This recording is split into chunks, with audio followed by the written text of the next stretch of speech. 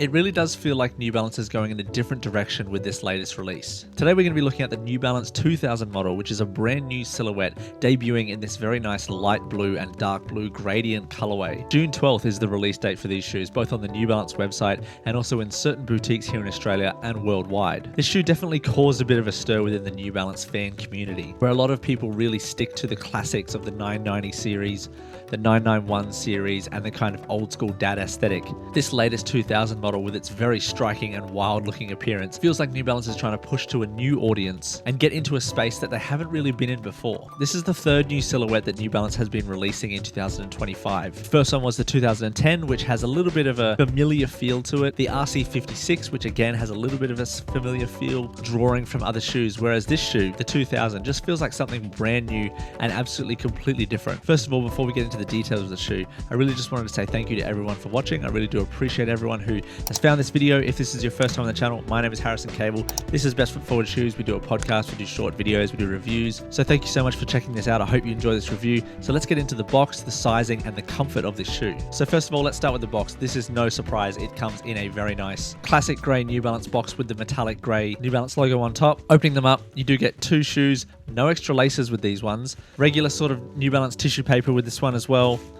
Honestly, nothing really special with the box. Now, these are retailing for a price of $260 Australian, which is around about $160 US. And I think that a lot of people kind of balked a little bit at that price point. I think that if this was released maybe 2 years ago, they probably would have been in that 220 mark. But because of inflation, the economy being in a kind of bad place, and some different extra technologies on this shoe, I think they have sort of bumped that price point up. Myself, I don't really agree with that. I feel like this shoe is only probably worth about the $200 mark. I'm not really happy with the price point that they've given us for this shoe, but that's the price you have to pay if you want to check out this shoe. But if you're kind of on the fence about this shoe, there are going to be a ton of different colorways, especially a couple of grey metallic silver colorways that look really nice. So the question I've asked with these shoes and the discussions I've had with people is, how do you think they're going to fit? And to be honest, they fit exactly like a 2002R, a 1906R, those sort of made in Taiwan, made in Vietnam kind of models, where whatever your size is for that sort of lower end models, this is going to be the exact same size. So I'm a size 9, which is a 42.5 euro, and I got these in that size, and I was perfectly happy with them. Little tiny bit of toe room at the front and no heel slippage, as there is a little bit of a cup at the back of the shoe, which really does help you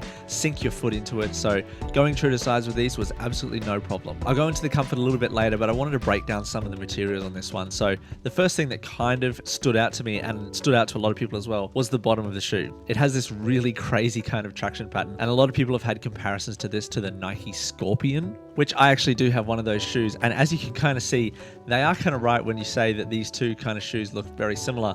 Although wearing this one and this one is completely different. To be honest, the Scorpion is actually very uncomfortable and probably one of the worst fitting shoes I've ever worn.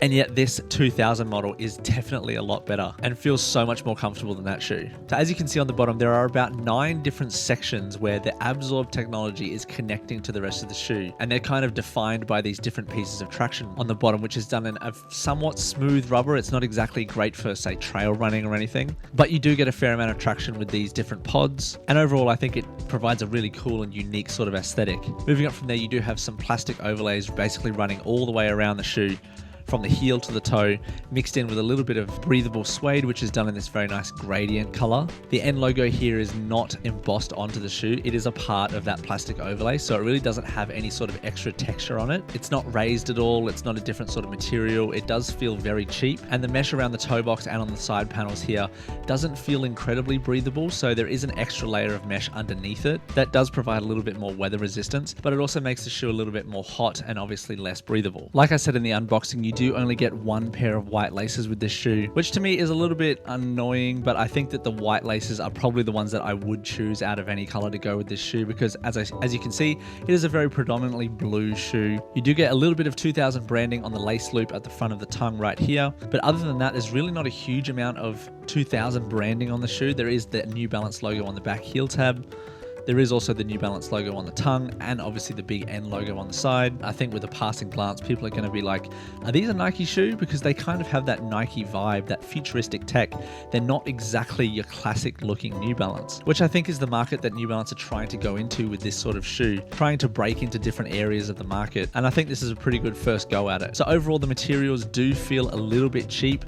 The QC job is okay. There are some glue stains, a little bit of mist paint here and there, But again, for the price point and kind of where these are made, these aren't a made in USA or a made in UK shoe. They're probably incredibly mass produced, and you are going to run into some QC issues. So I guess you can make your mind up whether or not you think the price of $260 Australian or 160 US is worth it for that kind of subpar craftsmanship, so to speak. Moving on to the comfort of this shoe, that is another big question that I had and other people have been asking. And I feel like the ABZORB technology, which has been used on multiple other New Balance shoes over the last few years, really complements this shoe and makes it feel like no other shoe that I've felt before. It has an almost springy kind of feel, and I thought it was a little bit more cushioned than say like a Nike Shox shoe.